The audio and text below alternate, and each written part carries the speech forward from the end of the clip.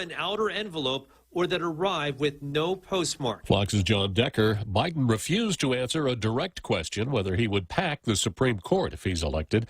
Some Democrats are suggesting just that if the Senate votes to confirm Judge Amy Coney Barrett as the next Supreme Court justice. A far-right majority on the court could turn back the clock on women's rights and a woman's right to choose, workers' rights, voting rights, civil rights. Senate Minority Leader Chuck Schumer, one of at least 6 Democrats who say they will not meet with Judge Barrett.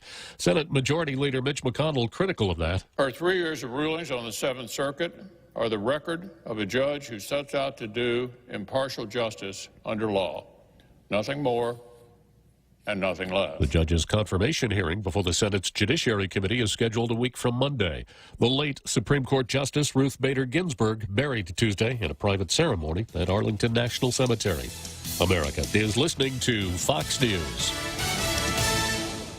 5, 4, 3, 2, 1, launch! That's just what we did with our new state-of-the-art mobile banking app as we celebrate 66 years of serving our island communities. It's loaded with a ton of new user-friendly features, including remote deposit capture. It's another way of saying you don't have to come to the bank to go to the bank. And if you want to come to the bank, we're happy to see your smiling face as long as you're wearing a mask. And we don't have long lines. Bank Pacific grows but branches, we place roots, and we're rooting for you.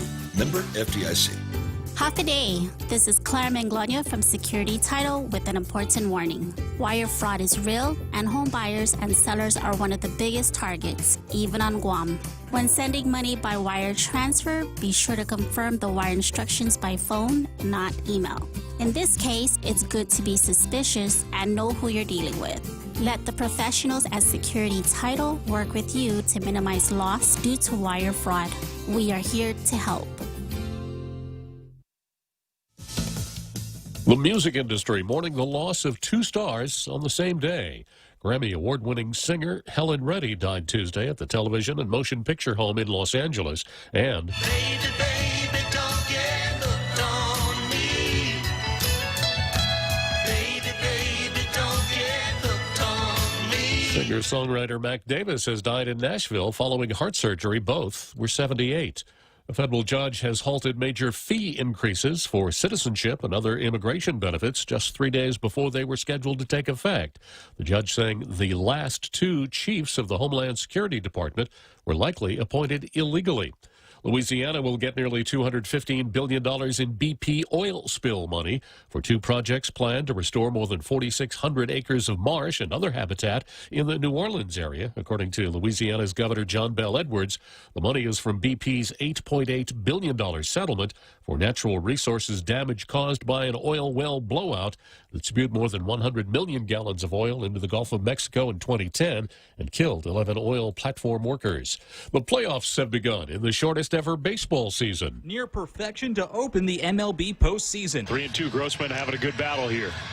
He strikes out swinging, 94 right on the outside. Call courtesy of ESPN. Lucas Giolito shining in his playoff debut, taking a perfect game into the 7th inning. He would finish with 8 strikeouts as the Chicago White Sox top the Oakland Athletics 4-1 to take their American League wildcard round opener on Tuesday. Blake Snell would carry a no-hitter into the 6th inning as the Tampa Bay Rays would defeat the Toronto Blue Jays 3-1. The Houston Astros getting a 3-run 9th inning as the reigning AL champs beat the Minnesota Twins 4-1. And the New York Yankees bringing the bats with 4 home runs as they demolished the Cleveland Indians 12-3. Matt Napolitano, Fox News. And I'm Jack Callahan.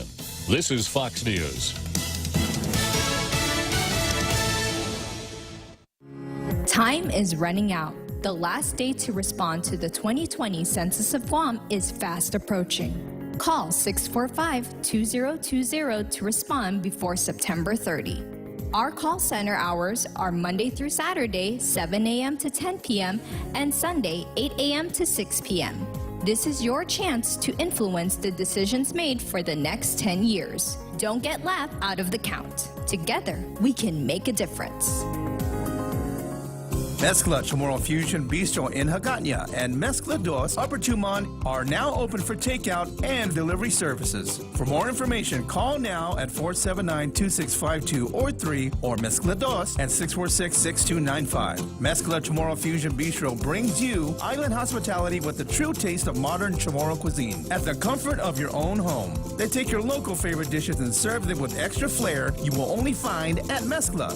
Mezcla, a true taste of Guam. Did you know your smartphone is one of the most powerful tools in our fight against COVID-19? That's why we're bringing you the Guam COVID Alert Exposure Notification app.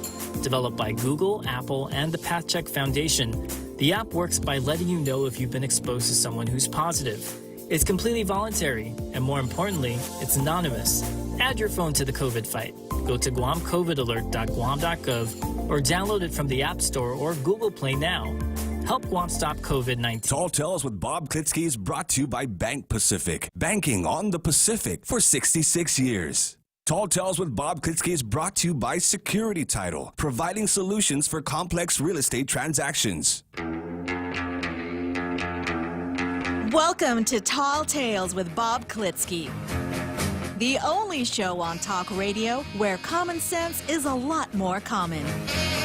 Phone lines are now open at 888-TALK. That's 888-8255. And now, The Point proudly brings you Tall Tales with Senator Bob Klitzkie.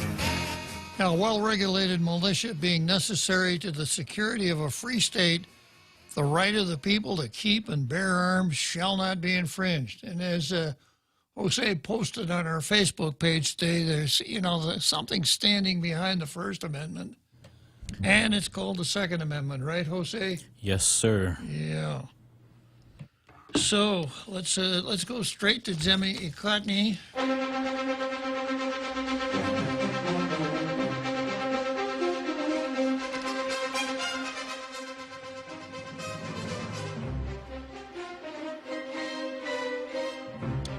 And it's good that I do the Daily News editorial every day, not because it has anything to do with the things that we find important here on our island, but because it is a good window into what the left is thinking about.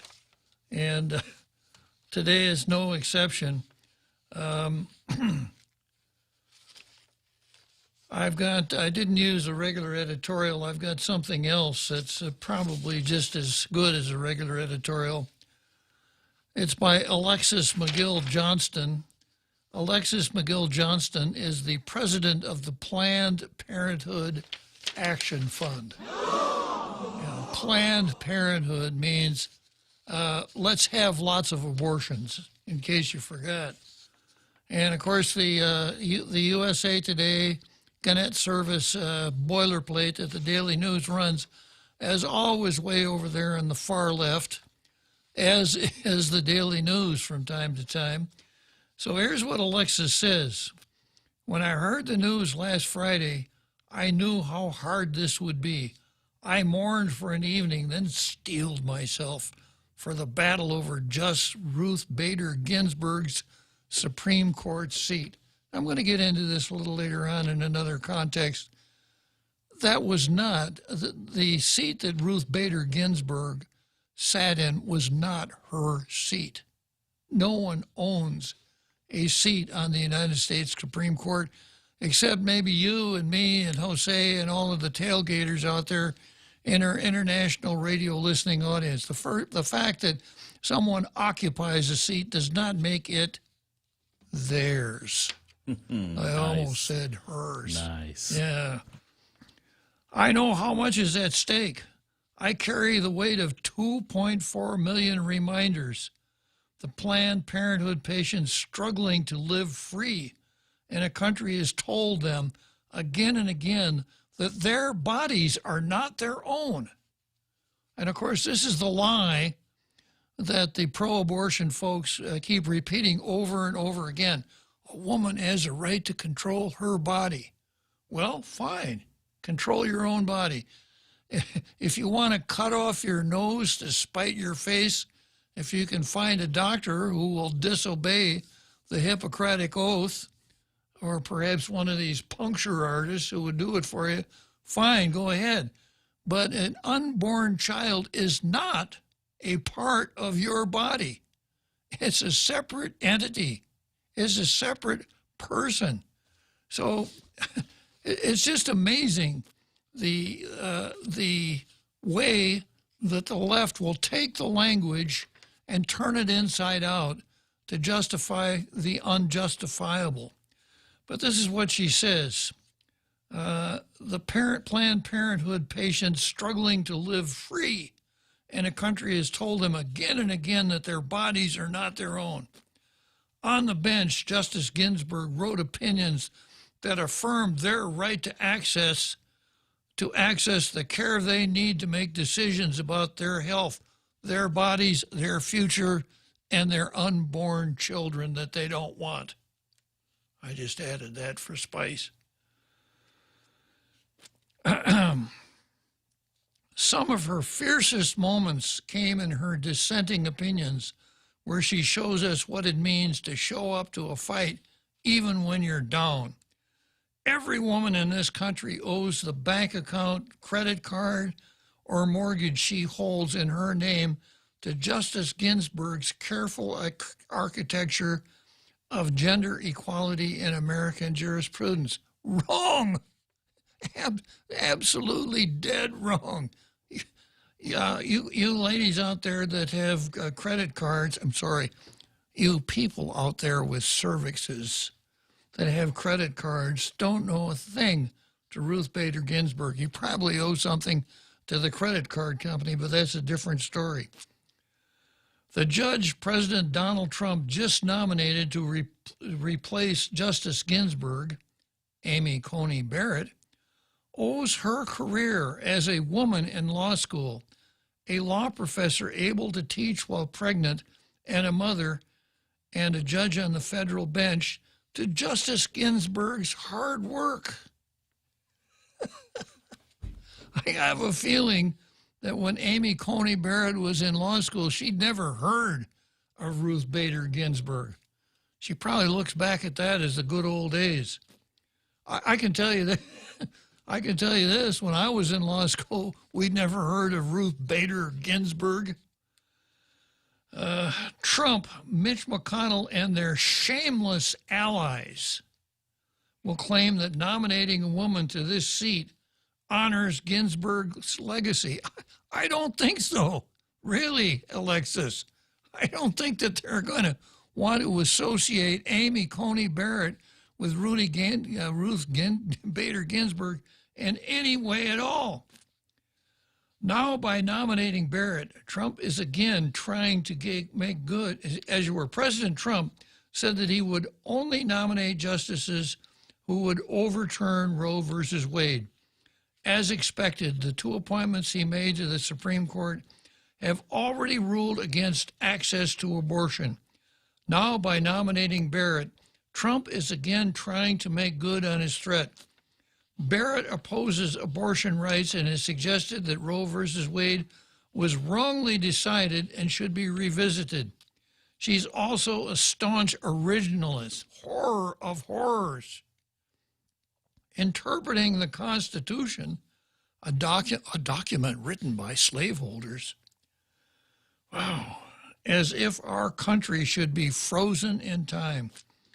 This seat should be filled by someone who understands that she stands in a line that she can't see, extending straight behind her through Justice Ginsburg and every woman who fought for her privilege to be there.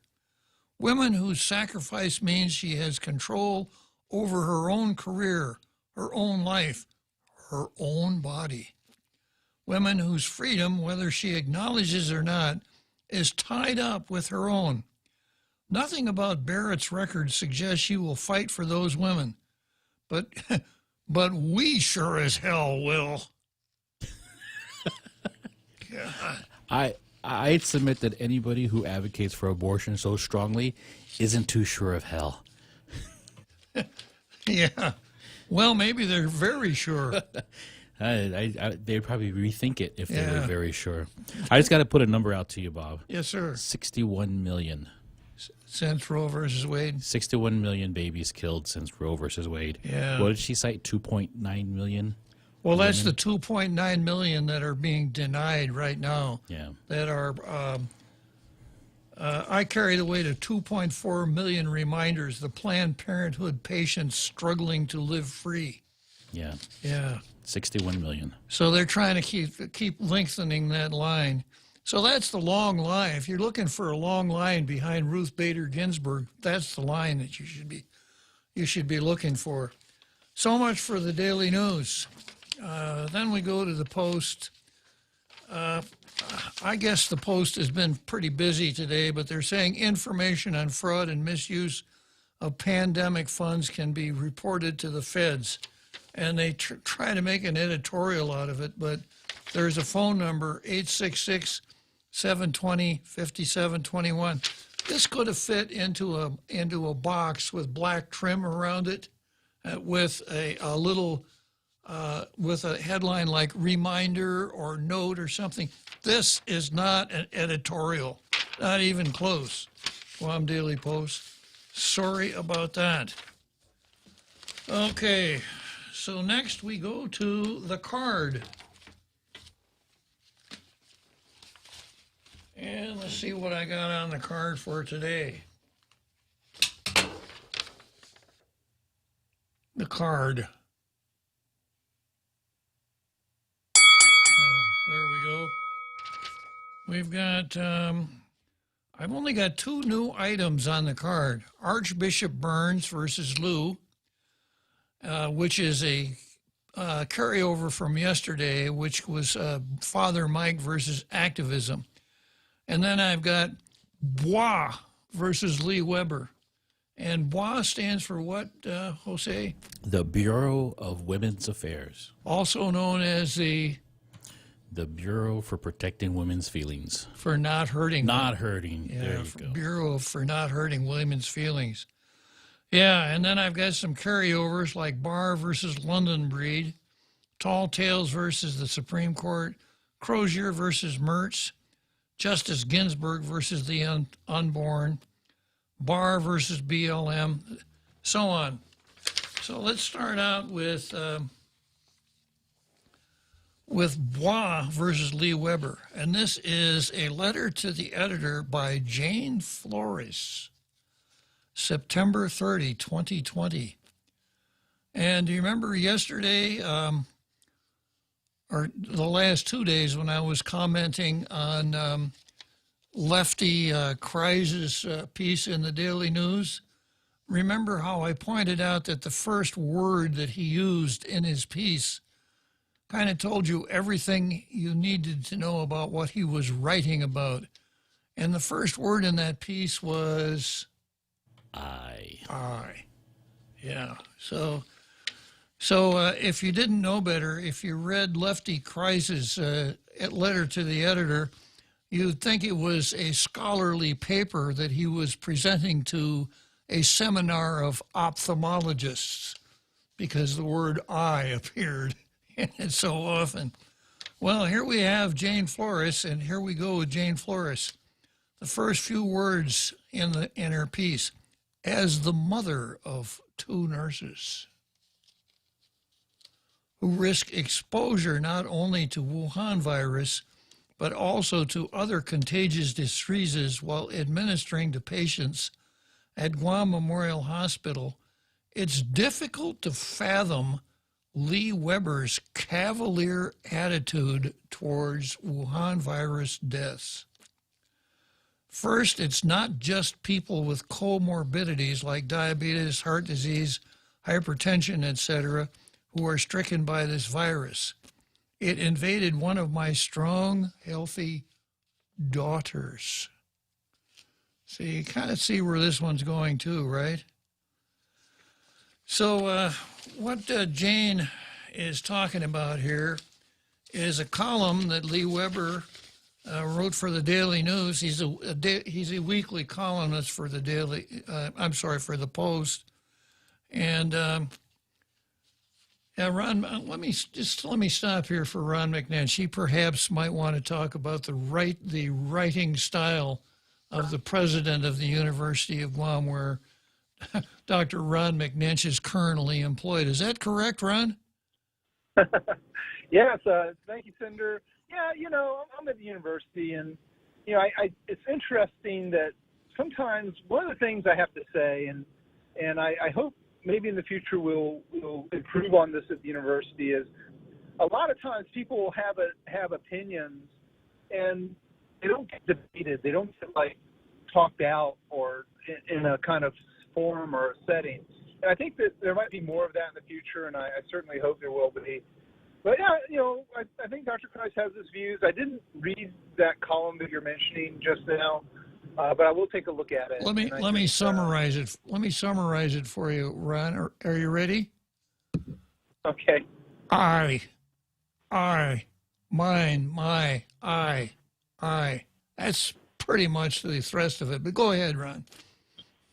Okay. Well, certainly, and by the way, many times we've talked and exchanged views over the years, and certainly there's always been a diversity of opinion, and I think that's important. And I have to say, a lot of the things I hear a lot of the time I don't really agree with, as far as particularly on my campus related to political views people have or things like that. And for me, it's just, almost like another day at the circus in terms of the free flow of ideas, but there's just not a lot of open deliberation or discussion.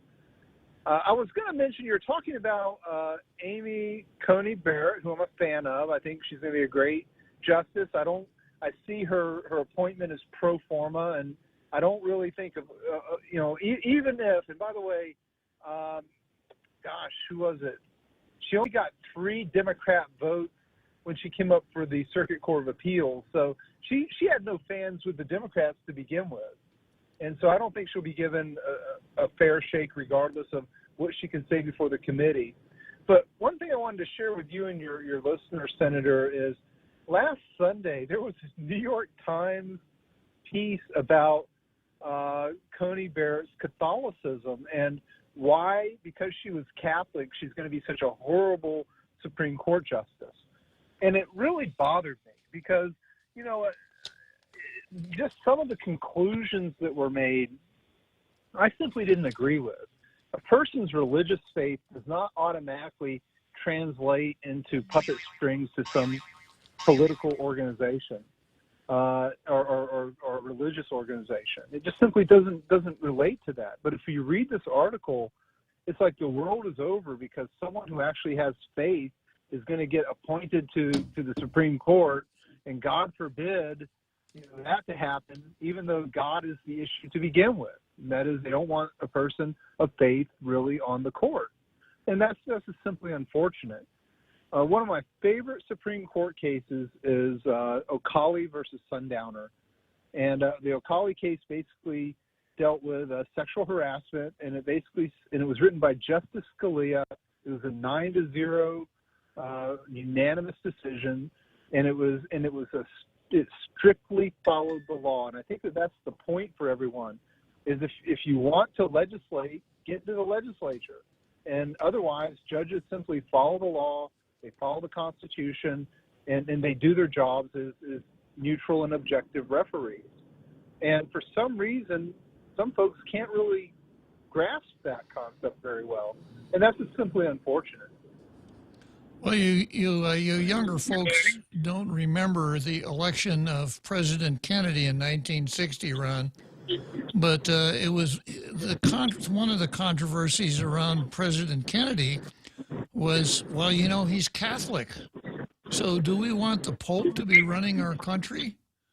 And one of the humorous, quote unquote, slogans following Kennedy around was "coast to coast with the Holy Ghost." Well, we elected Kennedy, and somehow things didn't seem to change that much with respect to the country, religion, etc. And then, of course, there is this nasty section of the Constitution in the last paragraph of Article 6 of the Constitution, which says no religious test shall ever be required as a qualification to any office or public trust under the United States. And that would mean a positive or a negative test. But of course, if we're talking about the left, they don't care about the rest of the Constitution. Why should they care about Article 6? Well, I think it's only if you follow their cult-like thought process, which is a form of religion to them. And that is, it's all or nothing. There's no middle. There's no consensus point. Either you are extremely radical and extreme and to the extreme in their corner, or you're not. And that's very unfortunate, particularly for the Democrats. And by the way, the Republicans have had their own struggles with how wide their ideologies have been also within the party. And by the way, I am very familiar with John F. Kennedy's controversy in the 1960 election, but also I think it was Al Smith in the 1930s ran for president, a major 28. candidate. Mm-hmm. Yeah, and it was a major point was made. I think he was Jewish, if I recall. Catholic. Or was it Catholic? He was Catholic, yeah. Same issue. Yeah, okay. And so this issue about religion and anti-religious views in government, I think that in general, if people read the Constitution, follow the Constitution, if people dutifully read the laws and apply and follow the laws and have the courage to change the law through legislative processes if needed. And that's what good civic duty is. It's not by burning dumpsters and threatening to burn federal courthouses down because you don't like the decision that a federal judge has made because the Congress has decided to legislate in a particular way, or because the Constitution reads in a particular way that protects certain interests. And I think that, that's the really sad part about our current environment is not just the violence that some people are doing in the U.S. mainland, it's the threat that they're going to do violence if they don't get their way. And, that's what just really disappoints me and kind of concerns me a bit because and by the way, this is a very small but vocal group of punks that are running around in the U.S. mainland right now. And most of them haven't had parenting growing up, or they played Nintendo too much when they were growing up and never had values to reflect what living in a community should be like. It's like everything's a cartoon video game to them.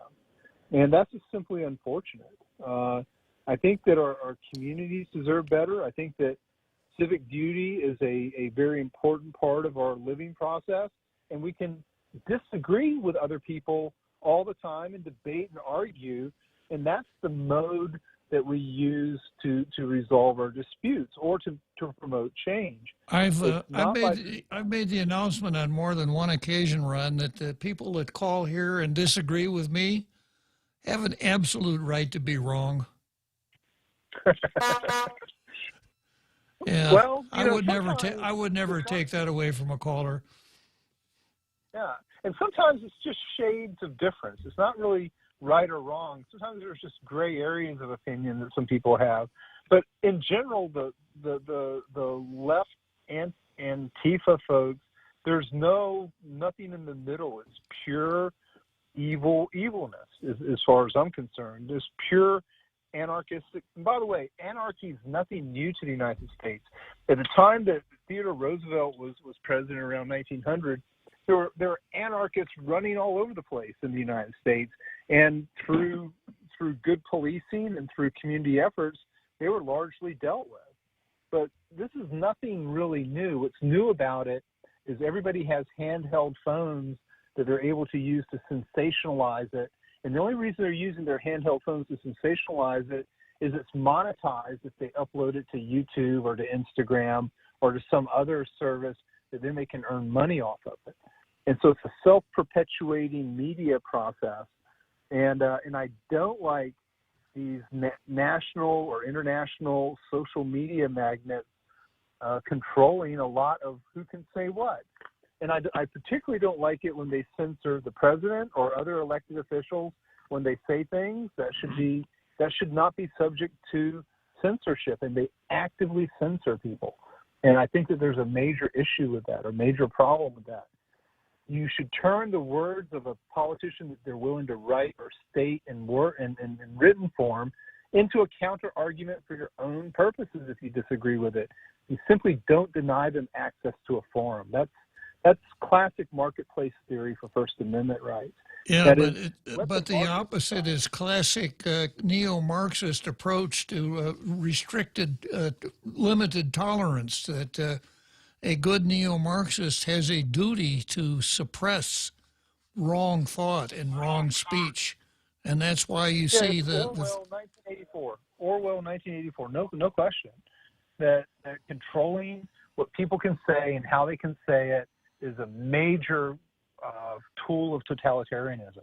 And that's just simply unfortunate. And I think that our government should have the courage to address that and deal with that, because it's just that wrong. True enough, Ron. So your president went on a long set of virtue signals telling us about how great he is and how he backs Black Lives Matter and how important he thinks it is. So if you missed that article, you might do yourself that column, you might do yourself a favor and go into the Daily News and find it, because it's pretty interesting reading. I will. I'll take a good look at it. And I do apologize I didn't see it. It must. Do you know what day it was? It was in the PDM. Yeah, it was in the Daily News a couple days ago. I think Sunday. Because usually I read the Guam Post every day, and that's my main paper I read. But also the New York Times article, I think it was on Sunday. Susan, I can't pronounce her last name, starts with a B. She really wrote a scathing article about Connie Barrett, an unfair article. I was very disappointed with it. And I just thought it was mean-spirited almost. It was totally anti-religious, really bashing on Connie Barrett for her religious faith, which I thought was totally inappropriate. And anyway, but that's neither here nor there. But, sir, I always appreciate your show in the afternoon. Okay, Ron, good talking to you. So long. Okay, let's break for a short break here, and then we'll come back to Monsieur de la France. Our friend Frenchie. Oui, oui.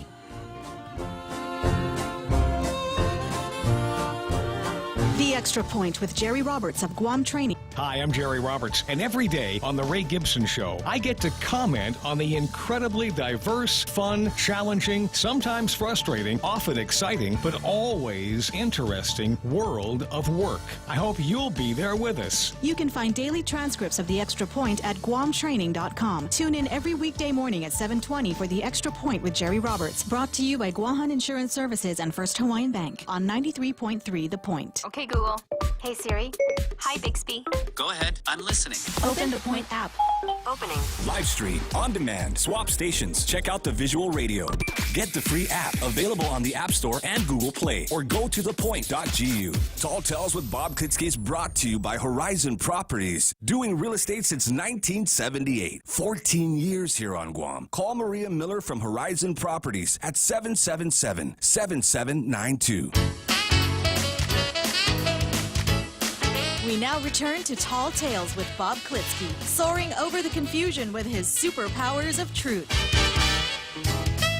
Call 888-TALK. That's 888-8255. Okay, so here we are after that short break, and I've got Frenchie on the line. Good afternoon, Frenchie. Good afternoon, Bob. Did I hear it right? And Jose needs to go wee-wee?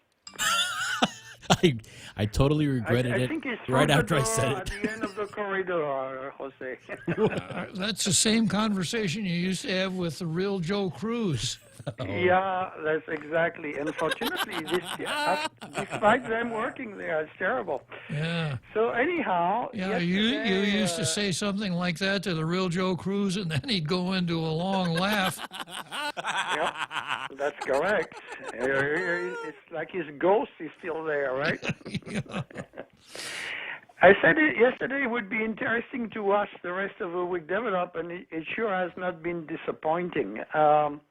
So I'd like to revisit that a little bit. And So number one with Father Mike, what has developed is exactly what I thought had happened, which is, Father Mike is also a member of the liturgical committee.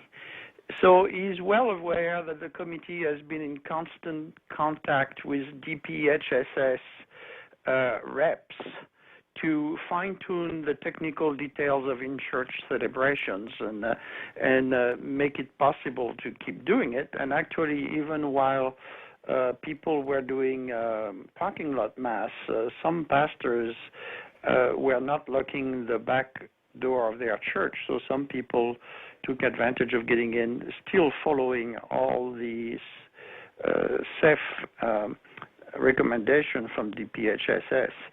So it's not. Then he went on over the head of the chancery and his brothers of the liturgical committee to have a direct intervention with the governor. And as we saw yesterday, it was not an intervention saying do the right thing. It was an intervention begging, which is kind of sad. And in doing so, undermining the decision of the Archbishop and the hard work of his brother priests on the liturgical commission, so which had been done patiently and building a trust between the liturgical commission and the DPHS representative, which had been heavily damaged by Commissar. What's her name? Dorsey or whatever. Yeah. Mm-hmm. Denarcy, yeah. So that was a negative thing, and then we saw today the governor coming out and doing a 360 somersault, which is very impressive for a short person, pretending to be the magnanimous person allowing for the reopening of church celebration. Well, in fact, it was a unilateral decision from the Archbishop, but, she's very good at trying to take the work of others, like with St. Nicholas and the reparation. Oh, here we go. And basically taking the benefit from the work of others, and it's quite interesting. And at the same time, we know, that some of our most trusted advisors are neocats who have no love lost for the Archbishop. So it makes it quite interesting. I think it's not finished. And finally, the Chancery, as you like to point out with Sherlock Holmes, is not in what they say, but it's actually what they didn't say. The Chancery so far has remained very silent. So that's where we are at with that. It's an interesting development. Well, the next thing is for someone to ask the governor, isn't it, Governor, you restricted the church as far as holding masses and said that they couldn't do that, to which she'll say, I never said that.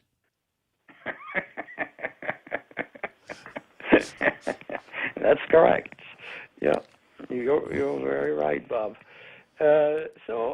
And surprise of all surprise, I actually agree with Ron today regarding the Democrats' attitude towards the judge has been nominated for SCOTUS, and it's kind of disgusting, really, that attitude, which is actually not allowed in the Constitution. We're not supposed to have a religious litmus test for candidates to SCOTUS, right? Correct. But it's still happening. And, historically, and we've talked about it many times, the Democratic Party has a long history of anti-Catholicism. And their arm branch, which was the KKK for many years, was anti-black, anti-Catholic, and anti-Semitic. And people kind of forget that. And of course, the Democrats don't want you to remember it because it's kind of embarrassing. But it is particularly egregious, I think, when you see a Jew, which was the target of the KKK, like Dianne Feinstein, who uses religious tests and in order to make her own mind and ignoring her own party dark history. It's really mind-boggling. And as you reminded, Ron, when JFK ran for president, there was a lot of innuendos and everything about him being at the orders of the Vatican and so on and so forth. So this was only 50 years ago. So it's very interesting to watch. And then you have the VP candidate Kamala Harris, who's a descendant of slave owners. You have the senator from Hawaii, who is descendant of internees under FDR. You have Senator Blumenthal, who are all using this kind of litmus test based on religion, and it's really disgusting. And then, of course, you have Biden, the Sino-in-chief, and for people who don't know what a Sino is a Catholic in name only. He's being totally silent on the thing, including in the debate today. He didn't want to talk about it. And then, of course, you have the daughter of the mafia boss, Pelosi, who is also a Catholic and said nothing about those things. And it's quite infuriating for a lot of people to see that kind of things happening. It's really, those are the people that want to go and virtue signaling on everything to everybody, and yet they cannot even clean in front of their own Frenchie, there are only two things that I really don't like about Nancy Pelosi. Only two things. Her face. I'm sitting down. Her face.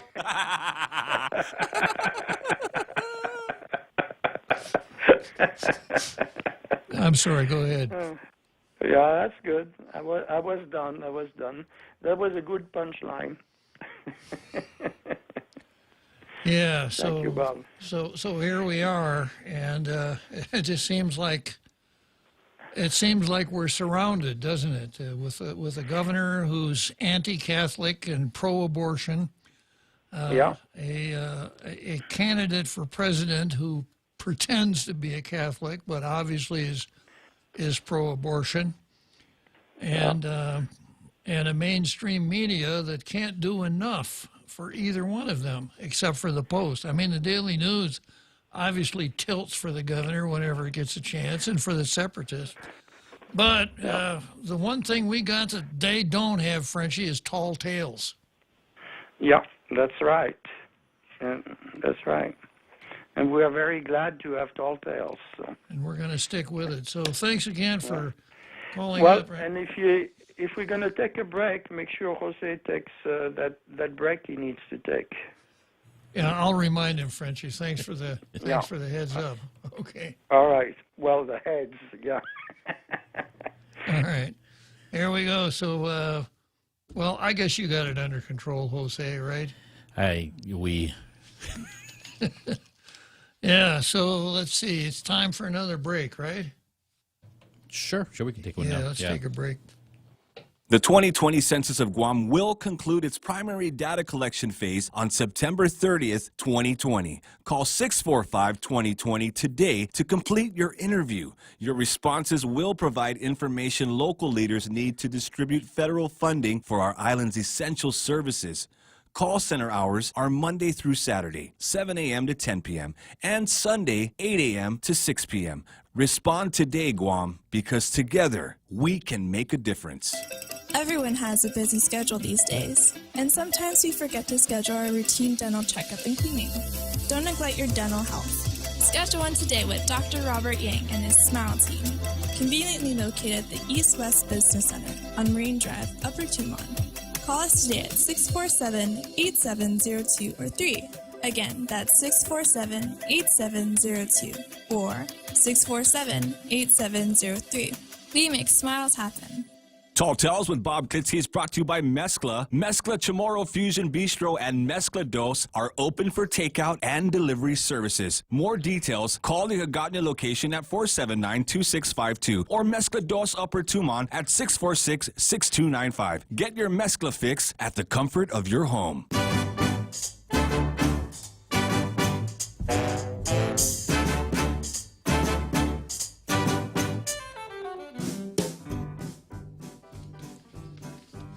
So here we are back in Tall Tales again, and I left off with the Bureau of Women's Affairs versus Lee Weber, or Jane Flores versus Lee Weber, if there is a difference. And for once, Jane is not out hunting for an abortionist. What Jane is doing is what she did very recently with Dr. Vince Akimoto, zeroing in on a target and trying to bring that target down, because the target is not complying with the script that Adelup has handed out to everyone who ought to have one. So Jane starts out her column by saying, as a mother of 2 nurses, etc., it is difficult to fathom Lee Weber's cavalier attitude towards Wuhan virus deaths. And she's talking about a column that ran in the Post on the 28th of September. And here are some of the things that Lee said. Death is an inevitable part of life, as is living. That's a pretty hard one to dispute. All of us are going to die. Even me. Even me? Even me too, yeah. Even them. Even them. Even them. Yeah, we're all going to die. We would want it to be later rather than sooner. But Lee goes on to say, we are all born and know that at some time we're going to die. When and how remain unknown. And until that point, we go on with our daily lives. According to macro trends, Guam has a death rate, and then he lays out the death rate for Guam, and he says about 75 people a month die on Guam. And then he says, as of this writing, all 43 Wuhan virus deaths have involved some form or another of comorbidity, another singular or multiple illnesses being involved, and may well have been the primary cause of death since this pandemic began some 6 to 9 months ago. Because of the lack of government transparency on these deaths and the pandemic as a whole, we are all left in the dark as to the actual causes of death for these individuals. But the governor and this administration have made it a point to reinforce the fact that the deaths are Wuhan virus related. That should raise the question in all our minds as to why, given the comparatively small number of deaths involved when compared to overall deaths, such an emphasis is placed on these deaths. Isn't the magnitude of other deaths equally as important? Well, it is to the people who are involved. Shouldn't those families receive, or at least similar condolences, notifications when their loved ones died? That brings you to the fact that it would become unwieldy for the government if it makes it a point to issue public condolences for every death, given the fact that more than 900 people per year, or roughly 75 people, die each month. This begs the question of why we are making such a public event out of these relatively few Wuhan virus-related deaths as compared to every other unexpected death on the island. Is it to create a sense of fear within the community in an effort to better control the ever-changing rules coming out of this administration? Yes, that's the reason for it. It can't be anything else. Is it connected to gaining more federal funding? Is it both? Only the governor can answer that question. Well, only the governor and Jane Flores and the Bureau of Women's Affairs, since that pile of ooze called the legislature hasn't been involved.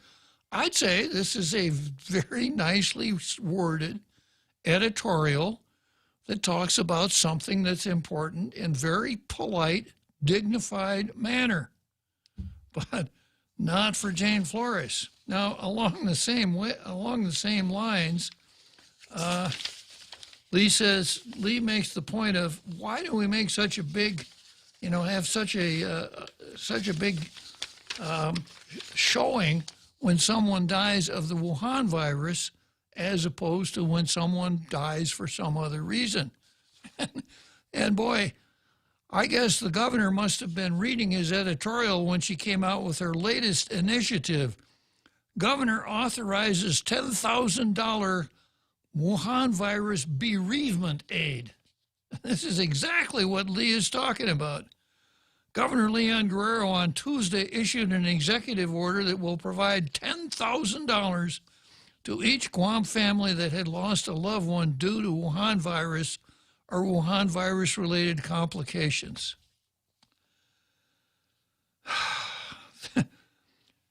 The governor also extended, as you were, Guam's Wuhan virus-related fatalities increased to 47 when a 61-year-old woman died at GRM MC around 2:35. The patient was admitted to GRMC the same day she died and was a known Wuhan virus case.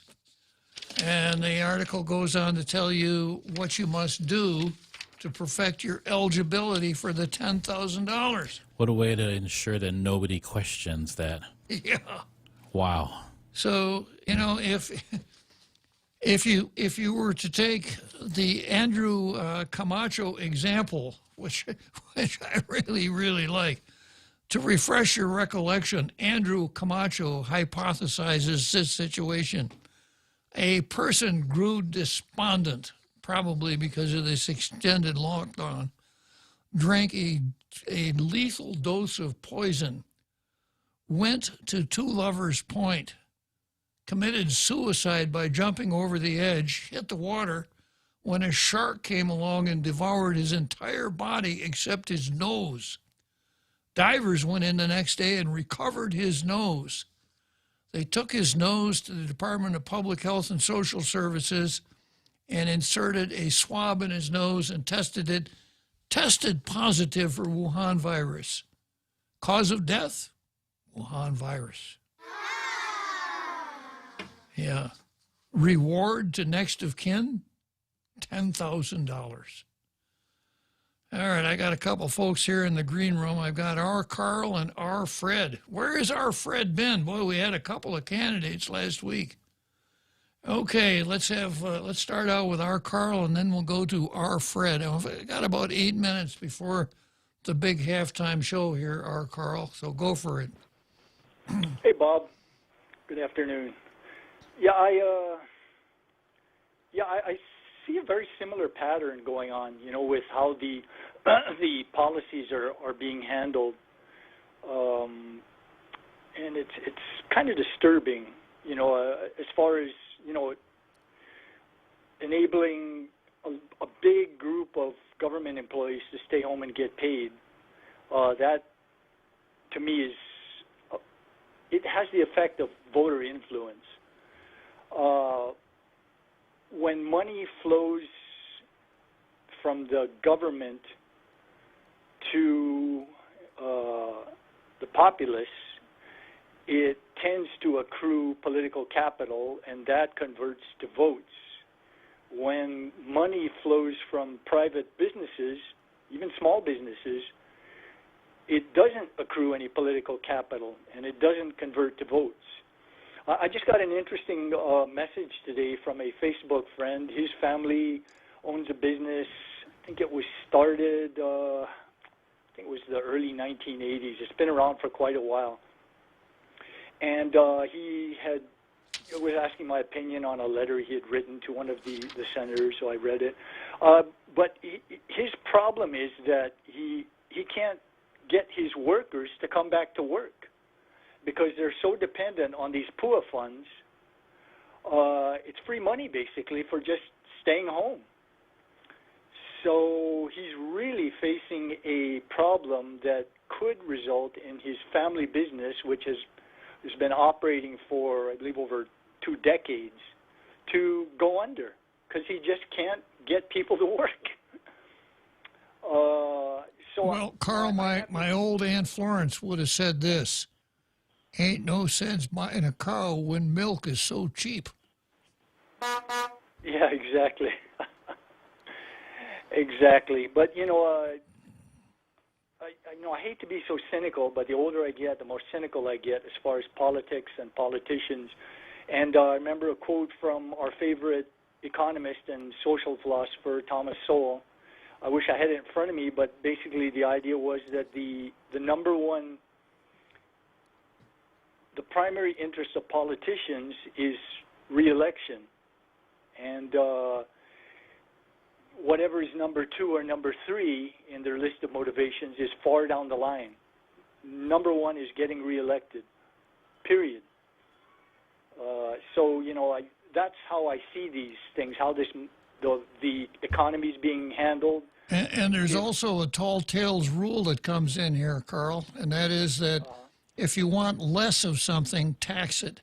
If you want more of something, subsidize it. So if you want more people staying home and not working, subsidize it. Give them some money for staying home. Yeah, and that benefits the political class. That really does tremendous damage to small private businesses that are desperately trying to stay alive and to keep going. So there seems to be no concern at all, and I think part of that is the political class the policymakers haven't missed a single paycheck through this whole debacle. So there's really no empathy, for what we in the private sector are going through and watching our lives being completely ruined. And no one wants anyone to die. That's not the point. But, I think I brought it up before that in the 2017-2018 flu season, the CDC figures show that over 61,000 Americans died. Over 810,000 Americans were hospitalized. We didn't shut down the economy because the repercussions for doing so would be so immense, as we're seeing now. Lives are being destroyed. We hear about, what's happening with the virus, and even that I'm skeptical about, because I've seen so much corruption of the data, but we don't hear about the millions of anonymous people whose lives are being dismantled through depression, through job loss, through suicide, through having their health insurance taken away and not being able to go to the doctor to get diagnosed, to be treated for various symptoms. So those people are suffering and dying in anonymity. Anyway, Bob, I said enough. I think our Fred needs to come on board. Thank you for allowing me to rant a bit. Okay, thanks for calling our Carl. And from there we go straight to none other than our Fred. Good afternoon, our Fred. Good afternoon, RAG. I just wanted to start by saying, off with their heads. You want to be the governor? I want to be the one who says that. Okay. I just wanted to find out, when did this new signing bonus into heaven start? On Tuesday. Tuesday. Okay. Just like you get the $20,000 bonus to sign for the Army, now you got $10,000 to sign with heaven. Well, only if you die from the Wuhan virus. So, if you have a lot of comorbidities, that doesn't count. You got to actually test positive for the virus. You got some families drawing straws right now. Yep, you're right, Jose. I'm sure some elderly in the family are like, hey boy, I'm going to go die, fan. So you can get $10,000 to, buy your ticket to Cali, So that's probably what's going to happen. There's going to be an uptake of Wuhan deaths. Because, man, that $10,000 bonus, I tell you, man, it sounds pretty good. Yeah, you're right, our Fred. Hey, our Fred, I got a break for the big halftime show. We can pick you up after the show if you want to call back. Yeah, I'll call back. Yeah. Okay, our Fred. Right. We'll see you then. Okay, bye.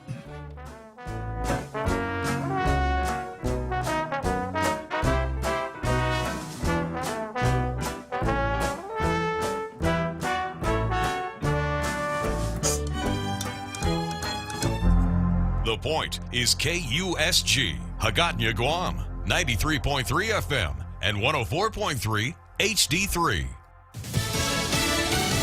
The debate smackdown. I'm Jack Callahan, Fox News. President Trump and Democrat presidential nominee Joe Biden made it personal at times in their debate on Tuesday night. It's hard to get any word in with this clown. China ate your lunch, Joe. Fox's Mike Emanuel. President Trump and former Vice President Biden squared off with the nation watching. You're the worst president America has ever had. Hey, Come Joe, on. in 47 months, I've done more than you've done in 47 years, Joe. Joe Biden went after President Trump's record. We become weaker, sicker, poorer, more divided, and more violent. The president accused Biden of being weak on police. You can't even say the word law enforcement, because if you say those words, you're going to lose all of your radical left supporters. With all the interruptions and bickering, one would expect both sides to do focus groups to see the reaction of likely voters, and perhaps there will be a change in tone in the next debate. Which is now scheduled for October 15th. Next week, the vice presidential candidates will debate. The federal appeals court has upheld a lower court's ruling approving a 6-day extension for counting absentee ballots in Wisconsin, so long as they're postmarked by Election Day. An appeal to the U.S. Supreme Court is possible. Vice President Pence escorting Supreme Court nominee Judge Amy Coney Barrett for meetings with some members of the Senate on Tuesday. We truly do believe that Judge Barrett represents the best of America personally in terms of her great intellect, her great background. But at least 6 Democrat senators say they will not meet with Judge Barrett. The organizer of a rally against racism in Southern California has been charged with attempted murder. Prosecutors say Tatiana Turner deliberately plowed into a crowd of President Trump supporters with the intent to kill. She's being held on $1 million bail. Wall Street Tuesday lower, Dow futures sharply lower. Asian stock markets closing Wednesday mixed. America is listening to Fox News.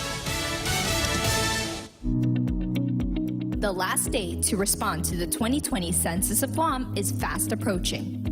Respond by September 30, 2020 to help our island receive the federal funding it needs for essential services. We only receive this chance every 10 years. Don't get left out of the count. Contact the call center at 645-2020 to complete your interview today. Together, we can make a difference. Half a day. This is Claire Manglona from Security Title with an important warning. Wire fraud is real, and home buyers and sellers are one of the biggest targets, even on Guam. When sending money by wire transfer, be sure to confirm the wire instructions by phone, not email. In this case, it's good to be suspicious and know who you're dealing with. Let the professionals at Security Title work with you to minimize loss due to wire fraud. We are here to help. California wildfires are still burning, including in some areas that have escaped the flames in the past. Parts of Napa and Sonoma counties seem to burn each year, but fire crews say what is burning now has no recent fire history. Dozens of structures have burned, including several wineries, and parts of the fire were still quite active Tuesday, including near Calistoga. Mark Essick is the Sonoma County Sheriff. I want to acknowledge something that we're all dealing with, and that is some significant fire fatigue. We are nearing the 3-year mark of the Tubbs fire that devastated our community. And this is the 4th major fire in our community since 2017. To the east, in Shasta County, the Zog fire has killed 3 people, where nearly 150 structures have been destroyed. Jessica Rosenthal, Fox News. A woman has been shot to death. A man shot and wounded outside an Amazon fulfillment center in Jacksonville, Florida. Police say it was apparently a domestic incident. The secret deliberations of the grand jury that considered charges against the Louisville police officers involved in the fatal shooting of Breonna Taylor will be released. Kentucky's Attorney General Daniel Cameron acknowledging he never asked the grand jury to consider homicide charges against the officers. In Texas, the hunt for a microscopic killer continues. The search is on for answers in Lake Jackson, Texas, along the Gulf Coast, south of Houston, where a disaster is declared after a brain-eating amoeba was found in the city's water supply and blamed on the death of a 6-year-old boy. This is a total tragedy, but we as leaders in the state of Texas must seize upon the strategy to make sure this never happens again. Governor Greg Abbott saying the city and state are investigating and flushing and disinfecting the water supply with a boil water notice in place until the process is complete. Jeff Manasso, Fox News. And I'm Jack Callahan. This is Fox News. Are you fed up with those long bank lines? Do you wish you had a bank who gave you faster service? Well, by enrolling in Bank Pacific's new mobile app, you don't even need to wait in line. But even if you do want to come down in person, we're more than happy to see your smiling face, as long as you have a mask. Because our service is so good, we don't believe in lines. Because for 66 years, we've been making sure you get the service you deserve. Because where others put branches, we place roots. And we're rooting for you. Member FDIC. Mezcla Chamorro Fusion Bistro in Hagåtña and Mezcla Dos Upper Tumon are now open for takeout and delivery services. For more information, call now at 479-2652 or 3 or Mezcla Dos at 646-6295. Mezcla Chamorro Fusion Bistro brings you island hospitality with the true taste of modern Chamorro cuisine at the comfort of your own home. They take your local favorite dishes and serve them with extra flair you will only find at Mezcla. Mezcla, a true taste of Guam. You've got a job to do. Having the right equipment for the job is critical, and East West Rental has the exact tools you need. Get it done faster with the right stuff, whether it's landscaping tools, concrete tools, lifts, trucks, lights, generators, trench boxes, welders, tents, tables, and chairs. They're here to help you tackle any project you're working on, big or small. Open Monday to Saturday, 7 to 5, closed Sundays. Find what you're looking for at East West Rental Center in Upper Tumon or call 646-1463. Tall Tales with Bob Klitzkie is brought to you by Bank Pacific. Banking on the Pacific for 66 years. The 2020 Census of Guam will conclude its primary data collection phase on September 30th, 2020. Call 645-2020 today to complete your interview. Your responses will provide information local leaders need to distribute federal funding for our island's essential services. Call center hours are Monday through Saturday, 7 a.m. to 10 p.m., and Sunday, 8 a.m. to 6 p.m. Respond today, Guam, because together we can make a difference.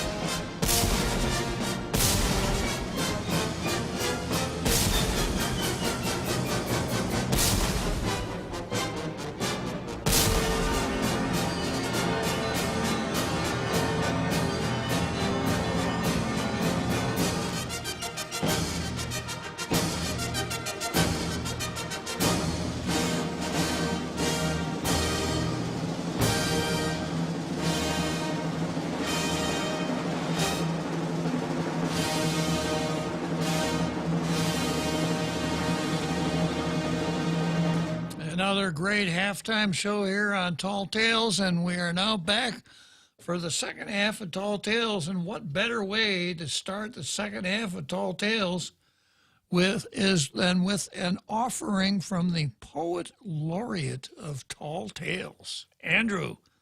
And this is what Andrew says. Here's Andrew's latest limerick.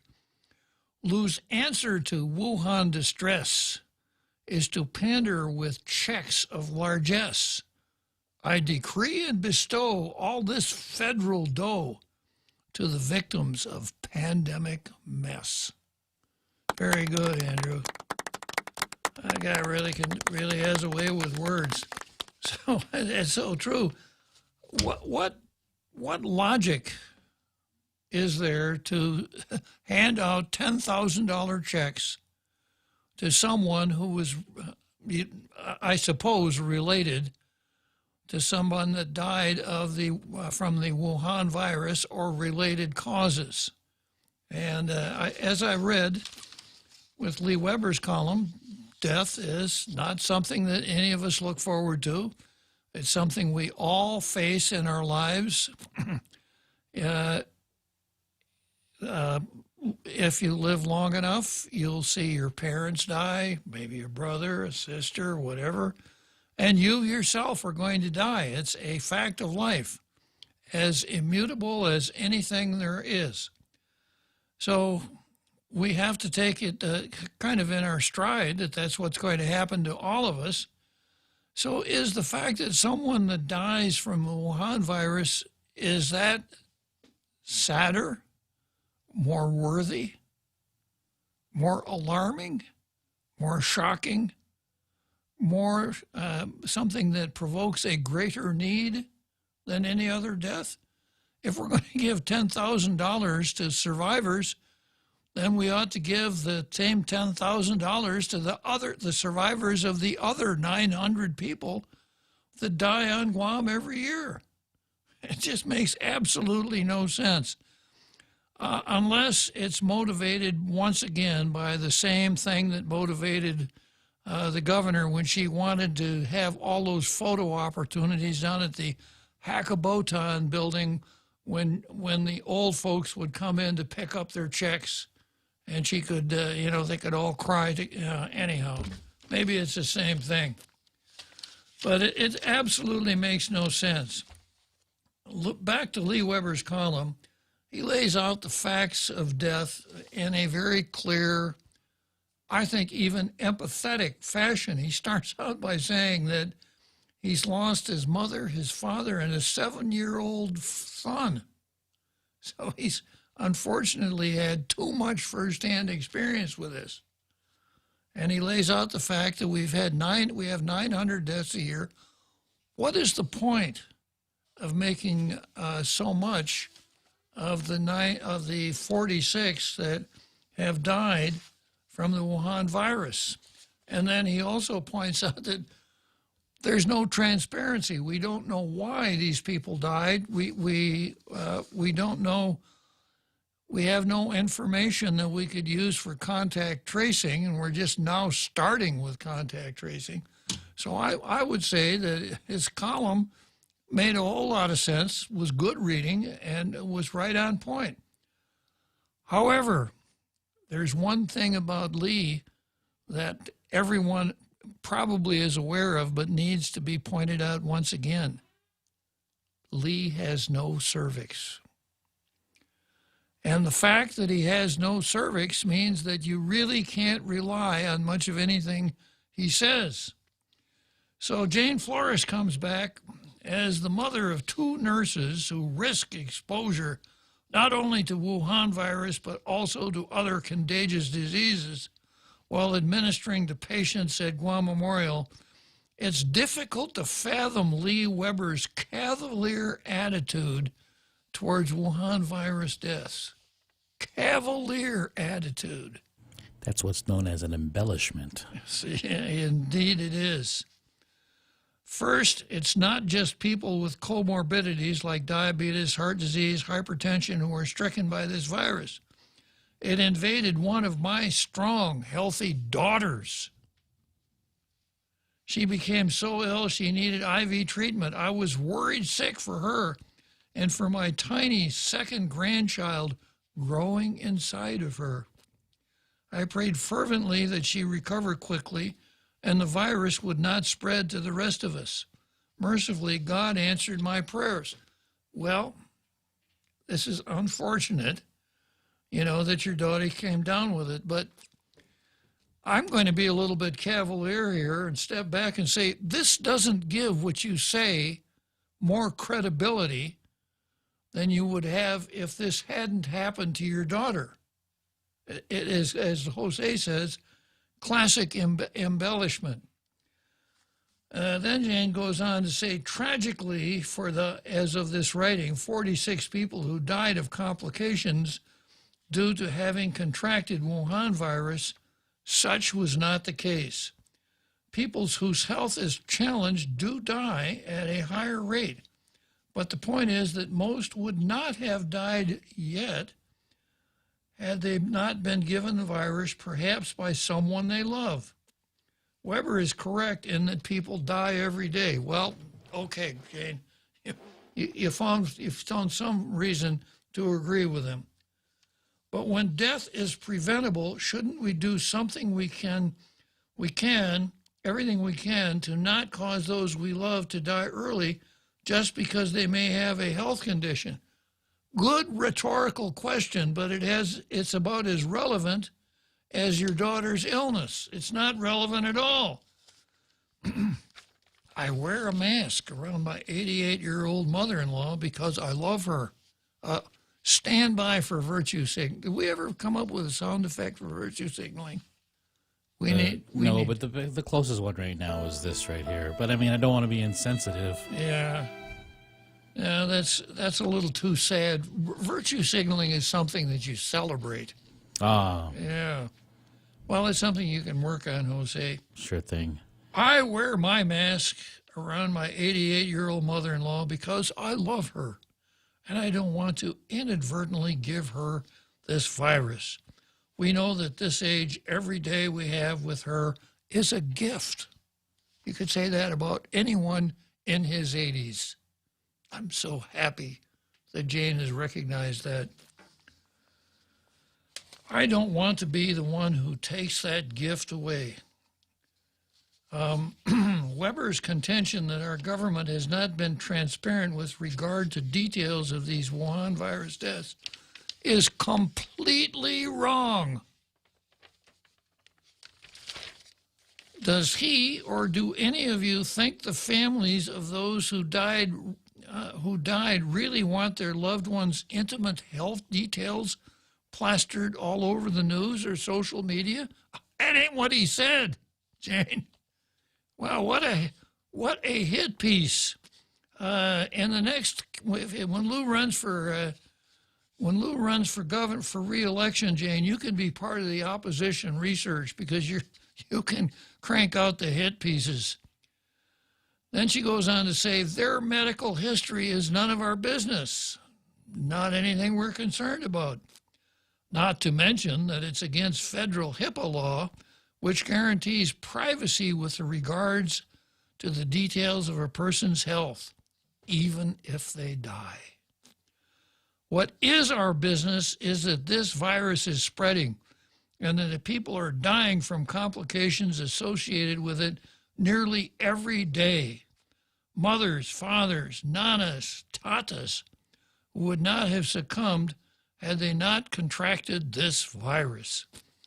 To report these deaths on a daily basis, as the Joint Information Center is doing, is very frightening. But if the JIC didn't report them, wouldn't the government then be charged with not being transparent enough?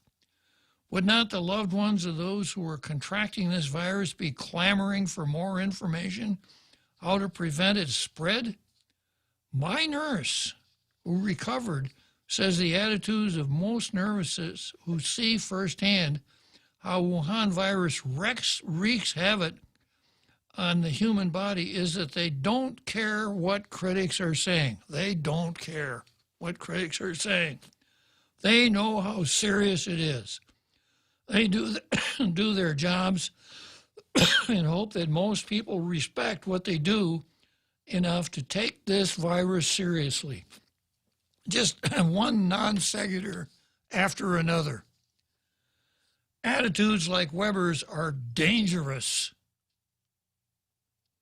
Here we go. Yeah, they insult my daughters and every other healthcare professional out there who deals with this pandemic. How dare he? Where is Greta Thunberg now that we really need her? So it took us a long time, but we finally got down here to the key point of the article. They insult my daughters, etc. So the cardinal sin, saying something, expressing any kind of an opinion that anyone can twist around and turn into an insult, makes it extremely newsworthy and something we should all be very excited about and very angry about. It's called grievance politics. Okay. And then they insult you. Now, once again, I don't know what the meaning of the word they is. Is it attitudes like Weber's, or is it her daughters? It must be her daughters. The antecedent for the pronoun they must be Jane's daughters. They insult you, the survivors of those who have died prematurely because they contracted Wuhan virus, and they insult everyone who takes measures to protect themselves and others from the spread of this virus. So Weber's attitude that 900 people die, that we're all, the whole thing is insulting, and it should insult. If you're not insulted, then you ain't black. Now, wait a minute. I borrowed a page from Joe Biden's book that if you don't think right, then you don't belong to the right club. Yeah, I thought that was the president's playbook also, UOG. Exactly, yeah. I know this is not the attitude of most of the people on Guam. In other words, most of the people don't share Lee Weber's attitude. We care about others like Lee Weber doesn't, even if they have comorbidities. We don't just write off their deaths as something that happens every day. This is not some scare tactic by the governor. What would be the point of that? I see part 2 of Lee Weber's article right now. I sure hope so.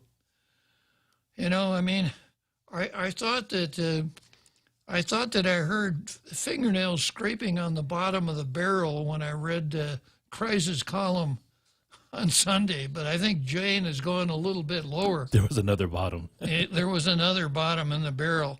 And here's how she winds it up. Taimamatlo, Lee, you are wrong on this one. Taimamatlo. She went tomorrow. Taimamatlo, Lee. Guahuna ileko hagumastunis, Jane? Pat Palawan ha jan lahi si Lee. Jan taja ijotnya cervix, ha? Yeah. Taimamatlo translates literally without shame or shameless. So if someone disagrees with you, you must come back and brand them Taimamatlo. Oh.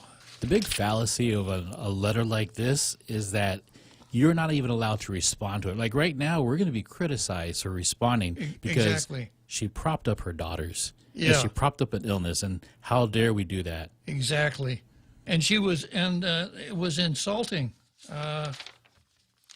Yeah, they insult you. They insult my daughters.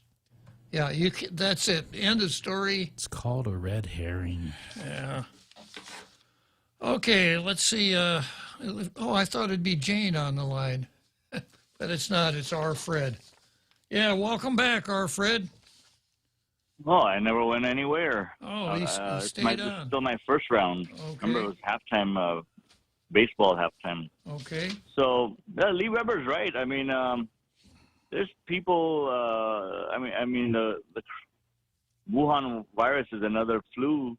Why aren't we paying families $10,000 for their family members dying of the flu every day, or from diabetes, or high blood, cholesterol, gout? I mean, you name it. We got people dying from many different comorbidities. It's a great gesture if we just make it equally across the board to all the people that are dying. I always have this nasty question, though, Fred. Who's going to pay for it? Oh, Guam honestly has the money. And I heard MSN say today we're getting another we aren't. They are getting another $1.17 billion of funding coming in to use for whatever they want. They're going to make it more loose and less controlled, and they can use it for whatever they want. So I guess now we're giving out $10,000 for deaths or bonuses to sign into heaven, as I call it. So, yeah, make it for everybody if we're going to be so generous and caring, not just for Wuhan patients. But great gesture, I got to say, but you got to make it equal. And, at a time when businesses are dying, why aren't we giving them $10,000 to save them from dying? Doesn't that make sense? It does indeed, our Fred. Yeah, instead $4 million, that was $4 million in GITA that was not given out as grants because whichever businesses signed up for grants were already allotted their money. But there's still $4 million sitting there that could have been given as a second round to small businesses. Instead of a second round, they just took it. They just took it out to give it to hotel quarantine expenses, when that was strictly allotted for small businesses. So we'd rather see the death of businesses instead of saving them. We'll rather have them die and give money to the dead people. Where's the logic? I mean, wait, hang on. This is the show of logic and common sense. So, right, it's only on this show. That's right. Yeah, so I guess I just answered my own question. Where is the logic? It's only on this show. I guess I'm going to just end it there. I have nothing else further to say, Judge. Okay, Alfred. I'm still waiting for your nomination. None other than Mr. Topaznia. Mr. Topaznia is nominated for membership in the Dunning-Kruger Club. Yes, sir. Okay, well, are you going to tell him? Because obviously he doesn't know. And he never will. Okay, Alfred, good talking to you. Thanks for calling. All right. And let's see, we've got Pete. Is this Pete or repeat? Which one is it, Jose? I believe it's Pete. Can you repeat? Repeat. It's Pete. It's Pete. Okay. Good afternoon, Pete. Hey, Judge. How's it going? Real good, Pete. Well, I just listened to Fred, and I listened to you earlier talking about this bereavement payments. And from an objective point of view, I think what it is, if I were to guess, because I'm not in the inner circle, that it's just another avenue to spend the federal dollars and then pump it into the local economy through the, I guess, services that are needed for funerals. You know, and then the byproduct is, of course, the pandering and the vote getting, or the vote, getting the votes through that, you know. So, yeah, that's the logic. I mean, Fred was asking about where's the logic, and Lee Weber pointed out, you know, that well, what about the other 900 people that die a year? Well, they don't fall under the emergency, they don't, you know, the umbrella of this pandemic that we're experiencing. I mean, that's also the other thing that they needed to do, is try to find out how to spend all that money, and that's why they transferred it over to the quarantining effort. So when you look at it from that standpoint, it's you know, it's just they're trying to spend all the money they can and pump it into the local economy. Whether that's good or bad, people have different opinions, but I think that's really all they're trying to do. Well, if the idea is to pump it into the local economy, I'm old-fashioned, and I think that I would recognize there are some people that perhaps should receive transfer payments based on a means test, but that should be few and far between. Everybody else ought to earn what largesse the government bestows on him. And if we're going to dump money into the economy, how about all of these businesses that are on the brink of going under because they just don't have any money? I would think that it would make a lot more sense to spend the money on them than on this feel-good measure of giving people $10,000 checks when a relative dies. And I would tend to agree with that, but I think part of the issue is with the small businesses is I think a lot of them had a bunch of hiccups on actually meeting all the requirements. So as much as we would like to just hand out money to all the businesses, they have to meet certain requirements, and some of them either just gave up or just wasn't able to meet the requirements.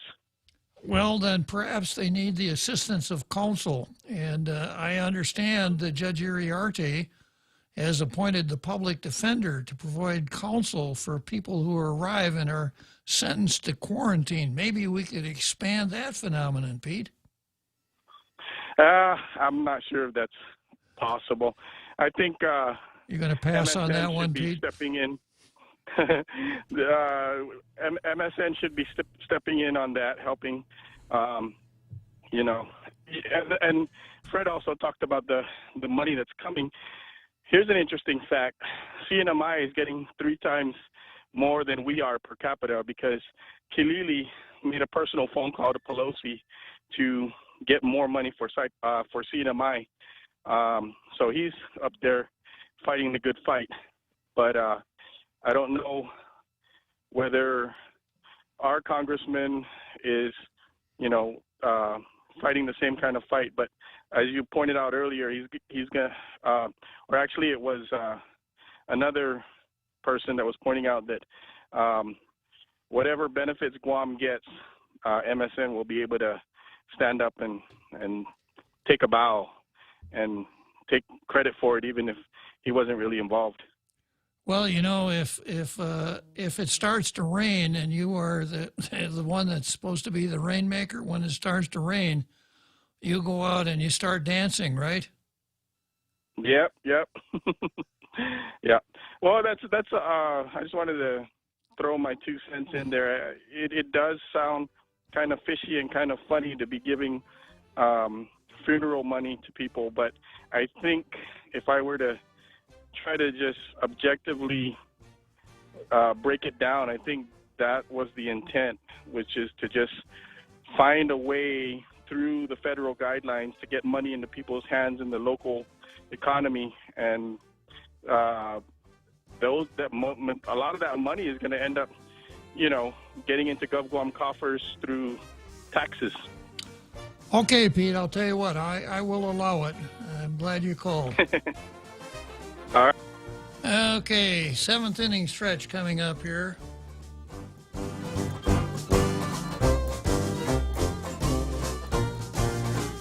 The Extra Point with Jerry Roberts of Guam Training. Hi, I'm Jerry Roberts, and every day on The Ray Gibson Show, I get to comment on the incredibly diverse, fun, challenging, sometimes frustrating, often exciting, but always interesting world of work. I hope you'll be there with us. You can find daily transcripts of The Extra Point at guamtraining.com. Tune in every weekday morning at 7:20 for The Extra Point with Jerry Roberts, brought to you by Guahan Insurance Services and First Hawaiian Bank on 93.3 The Point. Have you responded to the 2020 Census of Guam? If not, time is running out. Call 645-2020 before September 30 to make sure you and your family are counted in the 2020 census. Our call center hours are Monday to Saturday, 7 a.m. to 10 p.m. and Sunday, 8 a.m. to 6 p.m. We only get this chance every 10 years. Don't get left out of the count. Together, we can make a difference. Tall Tales with Bob Klitzkie is brought to you by Horizon Properties, doing real estate since 1978. 14 years here on Guam. Call Maria Miller from Horizon Properties at 777-7792.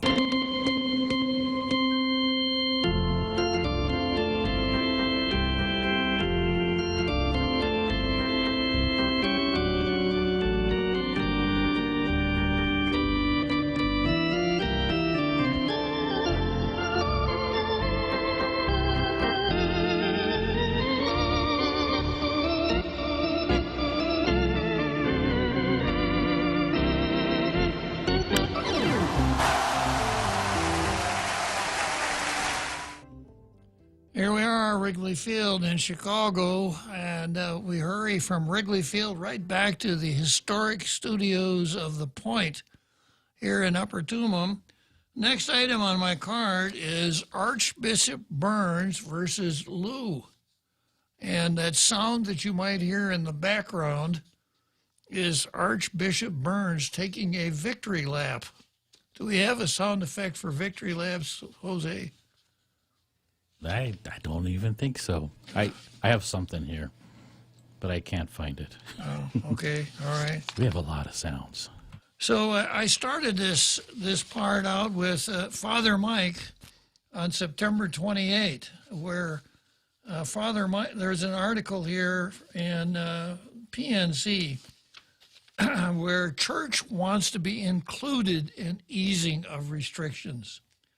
And Father Mike Chrysostomo, the pastor of St. Anthony's Church, says he doesn't understand why they can't reopen if they abide by the same protocols as other organizations, especially since the church has taken extra measures to ensure safety of the congregation. And I shared a little wisdom with Father Mike on this matter a couple days ago, and the reason you can't understand it is because you don't know, Father Mike, you don't know what's going on. And what's going on here is you have a governor that's anti-Catholic and pro-abortion. And she is not going to look at anything that you ask for in a favorable light. And if you and other members of the clergy were to approach the governor in her chambers, and you you pleaded, which is what you did with your letter, you please, governor, you pleaded with the governor, please let us go back to service our masses in our churches. The governor would have a swift and quick response, and it would sound like this: off with their heads, which is her usual response to anything that she doesn't like or doesn't agree with. So you asked, and she said no. No, she's not going to open up the churches.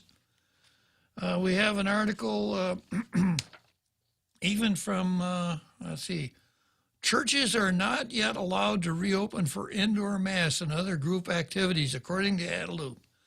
The clarification was issued after Archbishop Michael Burns announced Catholic churches will reopen October 3rd and 4th for indoor mass. The governor's office said churches don't have the go signal yet.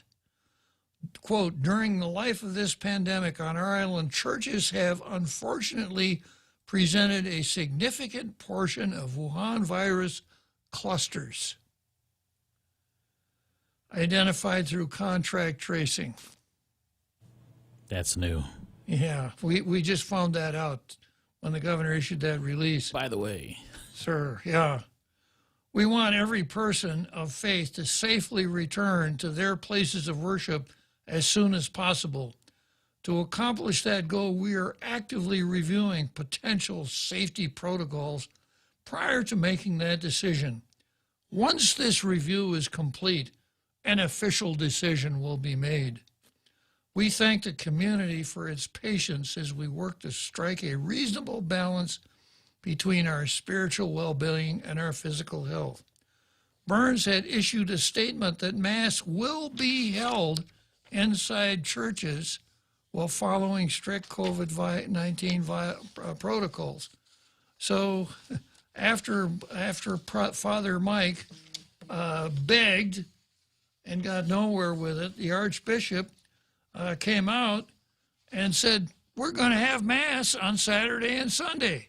That's what we do. We are the church. And in a well-written, very diplomatic, very pastoral letter, he laid that out. And when we discussed the letter yesterday, I asked Jose what was so important about what the Archbishop said, to which Jose said, it's not what he said, it's what the Archbishop did not say. Which was? He did not say Governor LG. He did not say partnership. He did not say DPHSS. He didn't say working with. Working with, cooperating. Nope, he didn't mention that at all. He said, we're going to have Mass.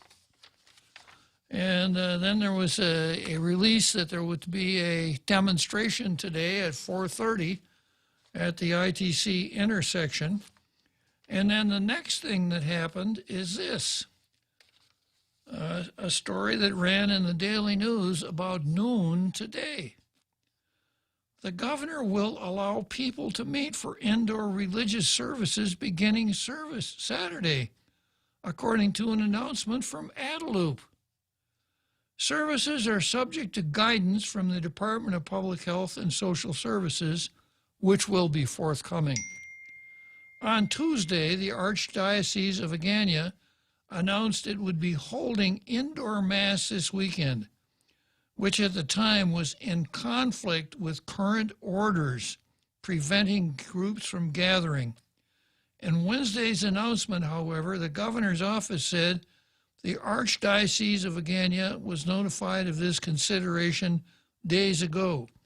Unfortunately, contract tracing from March through August indicates that places of worship, not particular to a single denomination like Iglesia Ni Cristo, or Adelup, or the government of Guam, or the governor's office, speaking of places of worship, experienced a significant number of Wuhan virus clusters. This is why we took the time to review and strengthen our guidance, which is forthcoming. We understand how urgently people want to return to their places of faith, and we are working to ensure that that return is done safely.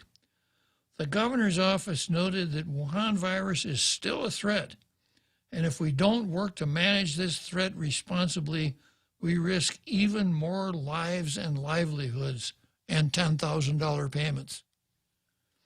If you're sick, stay home. We encourage those who are particularly vulnerable to the adverse effects of Wuhan virus to refrain from attendance at indoor religious services.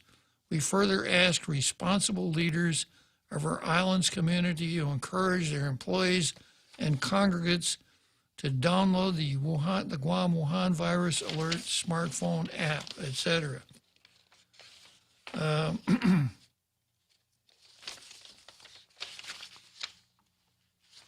Let's see here.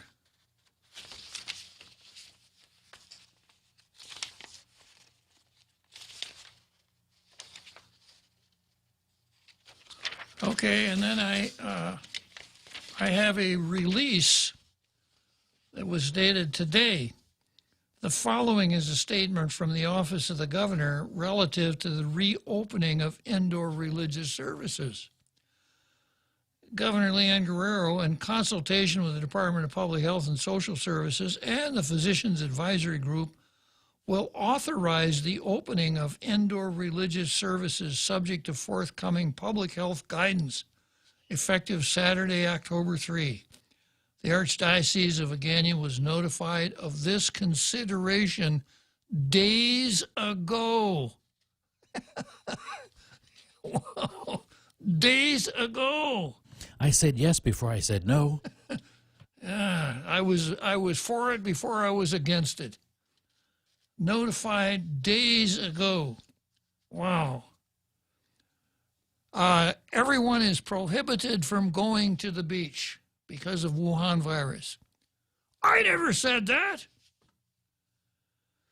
Unfortunately, contract tracing through March through August indicates that places of worship, etc., experienced a significant number of Wuhan clusters. This is why we took the time to review and strengthen our guidance, which is forthcoming. A little copy and paste there, right?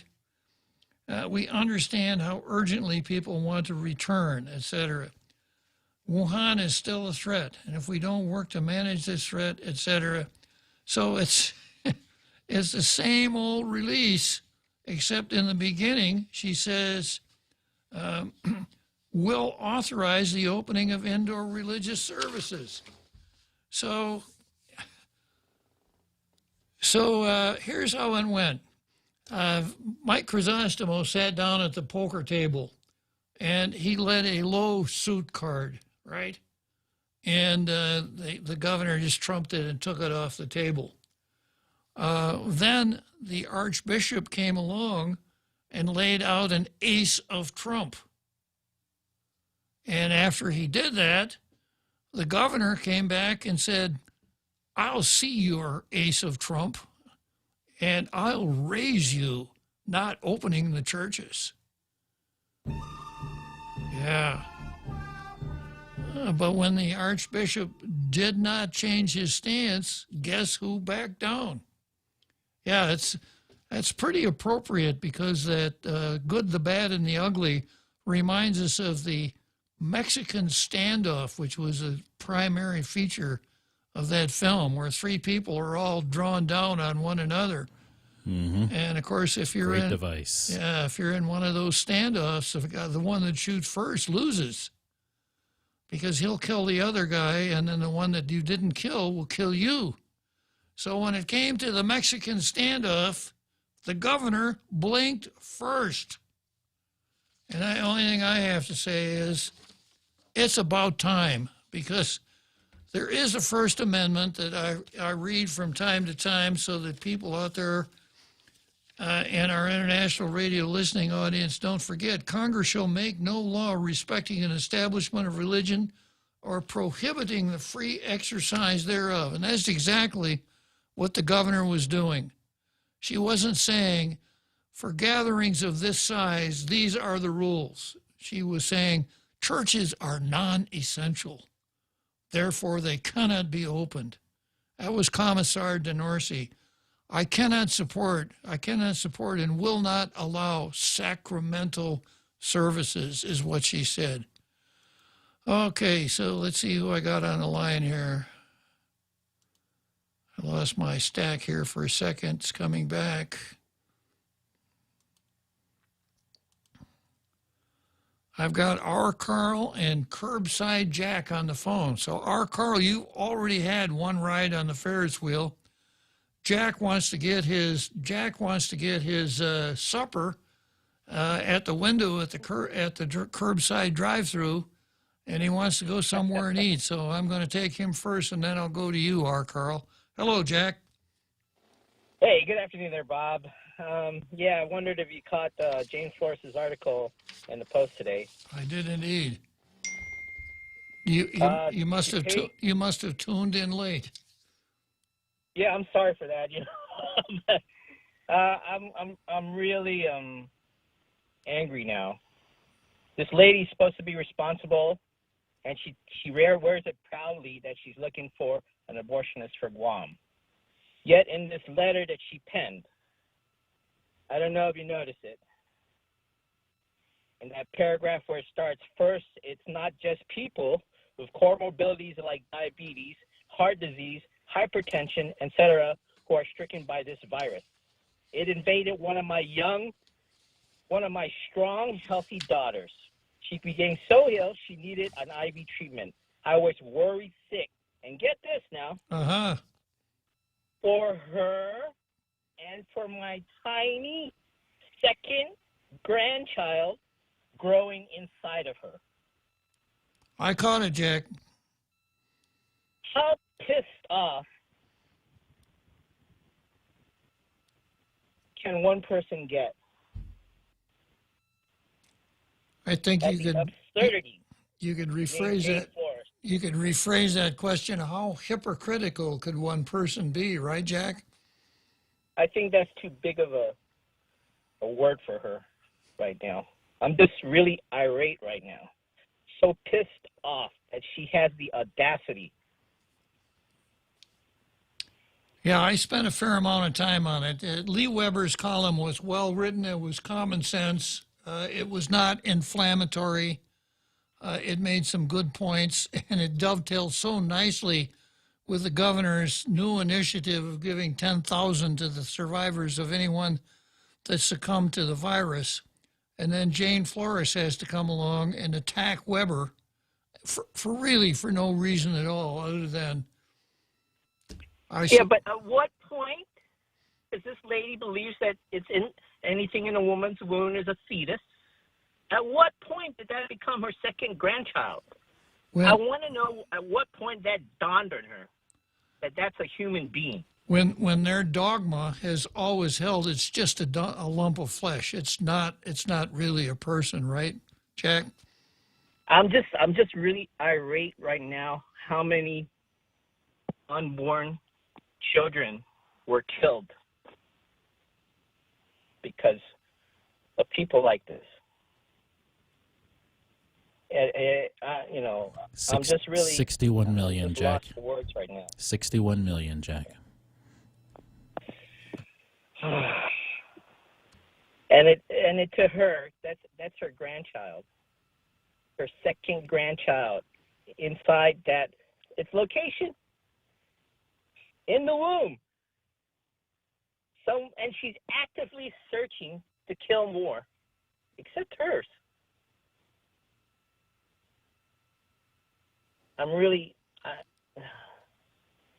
just lost for words. I'm really angry right now. None of this stuff makes sense. And, I just don't understand why nobody... Look at the words she's written.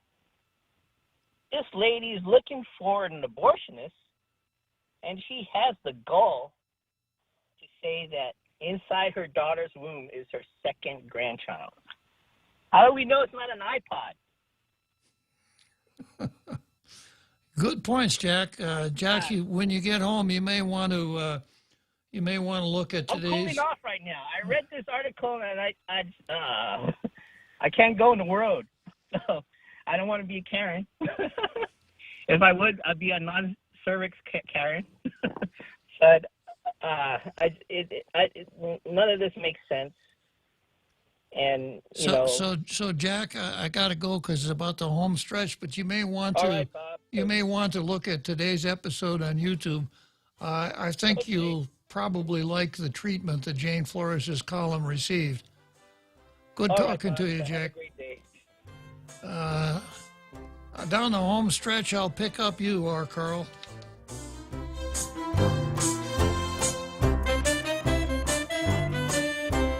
Time is running out. The last day to respond to the 2020 Census of Guam is fast approaching. Call 645-2020 to respond before September 30.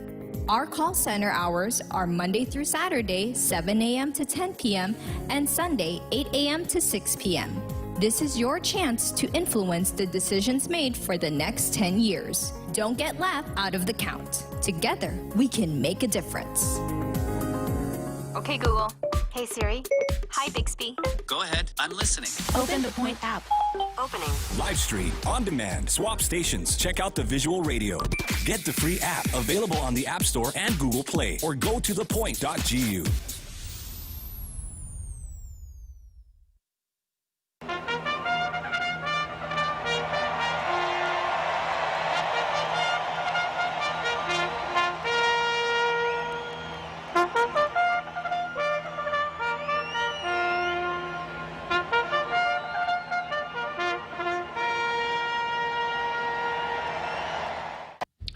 Okay, so here we are heading down the home stretch for another exciting, elucidating, entertaining episode of Tall Tales.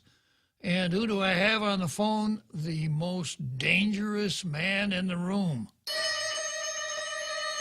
Also known as Our Carl. Hello, Our Carl. Hey, Bob. If you could see my eyes right now, they're darting back and forth as you hear that Mission Impossible theme song. Uh-huh. I'm looking through the newspaper eye holes that I've cut out of the newspaper, trying to be inconspicuous so no one notices me. Yeah, I've never heard Drive-Through Jack that incensed before. I've heard him incensed, but that was like an all-time record insensification of Drive-Through Jack. But I'm sure as he drives down that drive-through and places his order, the stress will start to drain away. Well, let's hope so. Yeah, I just wanted to chime in regarding this.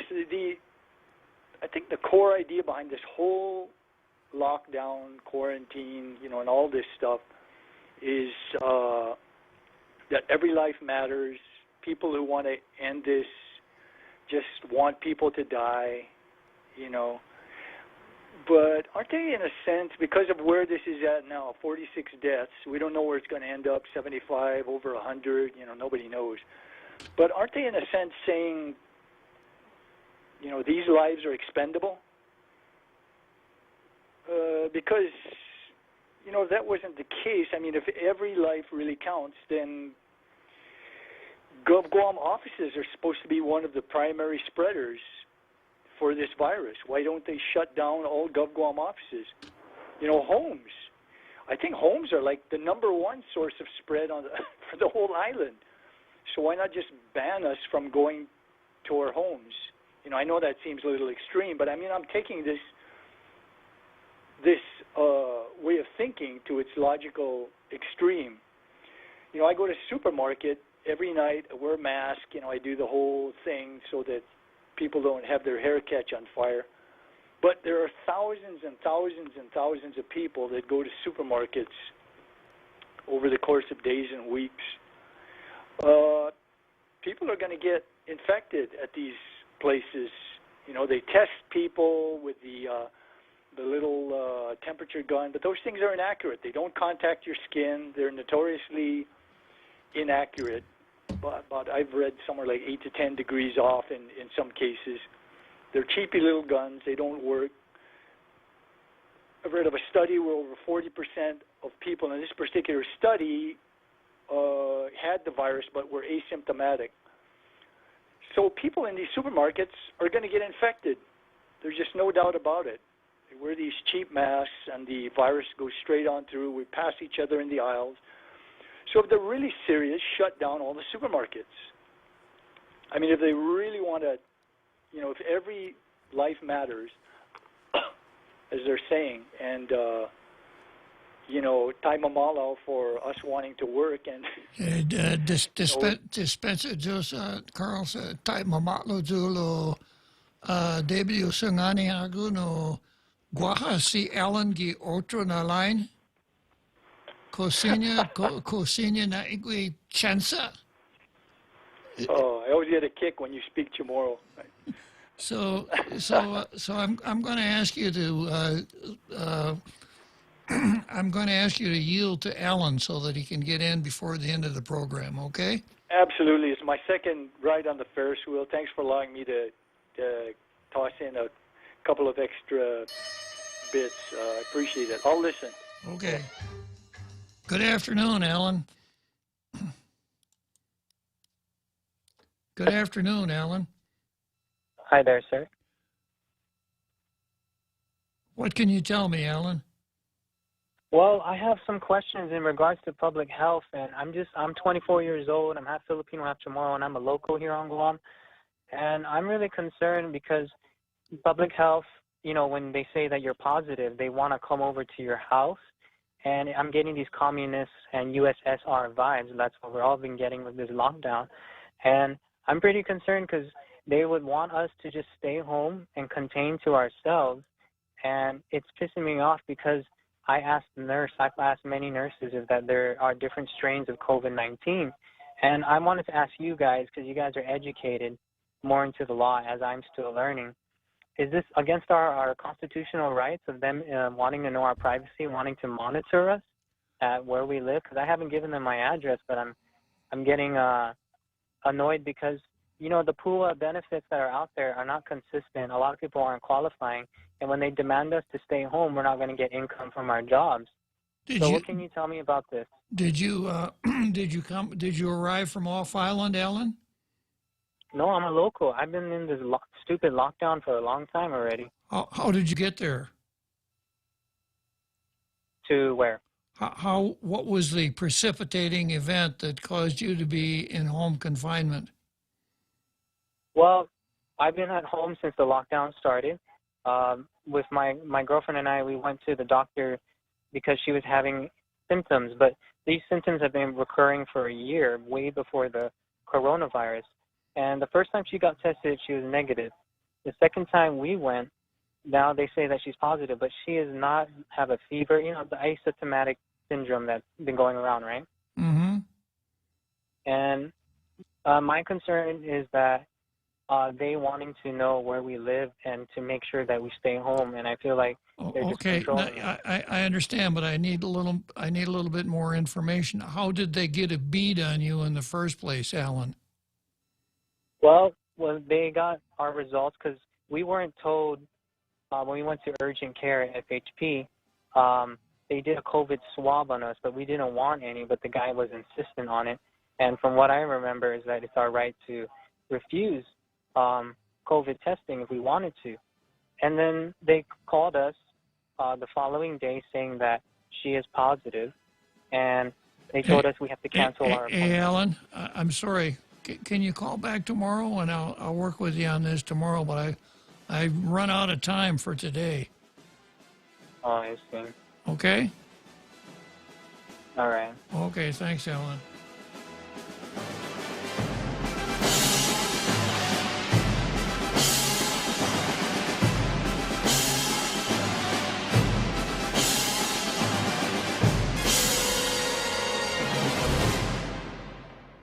They get personal. I'm Jack Callahan, Fox News.